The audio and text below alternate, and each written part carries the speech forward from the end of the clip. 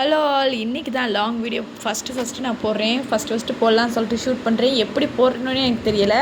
நான் இதை போர்ட்ரேட்டாக போட்டு வச்சுருக்கேன். லேண்ட்ஸ்கேப்பாக போடணும். சரி, ஃபஸ்ட்டு டீவிலேருந்து ஸ்டார்ட் பண்ணலாம். இப்போ தான் எல்லா பாத்திரத்தையும் விளக்கி வச்சு என் ஹஸ்பண்ட் டீ தான் வேணும்னு சொல்லிட்டாரு.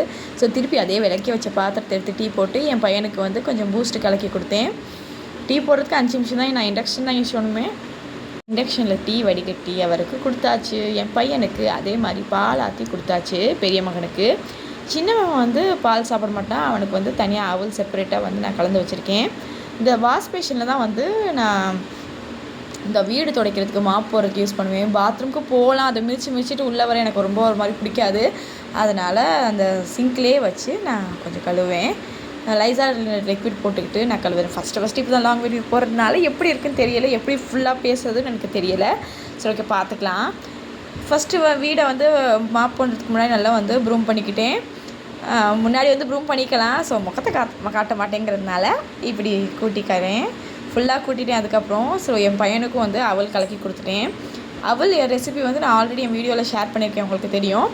அவல் கொஞ்சம் நல்லா கொஞ்சம் ட்ரை அவலை ட்ரை ரோஸ்ட் பண்ணிக்கிட்டு பொட்டுக்கடலை கூட ட்ரை ரோஸ்ட் பண்ணிட்டு உங்களுக்கு என்னென்ன நட்ஸ் வேணுமோ அதையும் சேர்த்து அதில் போட்டுக்கிட்டு நல்லா கிரைண்ட் பண்ணிக்கிட்டு அதோட நாட்டு சக்கரை கலந்து கொடுத்திங்கன்னா ரொம்ப சூப்பராகவே இருக்கும். சரி, நம்ம மாப்பிங் பண்ண ஸ்டார்ட் பண்ணலாம். மாப்பிங் பண்ணி எனக்கு 1 மாதம் ஆச்சு. எங்கள் அம்மாவுக்கு முடியாததுனால எங்கள் அம்மா வீட்லேயே ரொம்ப இருந்ததுனால மாப்பிங் பண்ணியே 1 மாதம் ஆச்சு. சரி, அந்த மாப் பண்ணால் அது ரொம்ப ஸ்டக் ஆகிட்டு வரவே இல்லை.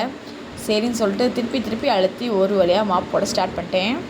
ஏன் லைட் போடலன்னு நினைக்காதீங்க. நான் ஒரு 6 மணிக்கு அப்புறம் அந்த தொடச்சிட்டு லைட் போடலாமே, முன்னாடி காலத்தில் சொன்ன மாதிரி கூட்டி விட்டதுக்கப்புறம் லைட் போடலாம் சொல்லுவாங்கள்ல, அது மாதிரி கூட்டி விட்டு லைட் போட்டால் அந்த தொடச்சி விட்டது அப்புறம் பார்க்க அவ்வளோ ஒரு சாட்டிஸ்ஃபேக்ஷன் ஆச்சு. சூப்பராக அப்படியே மூஞ்சியே தெரிஞ்ச மாதிரி இருந்துச்சு.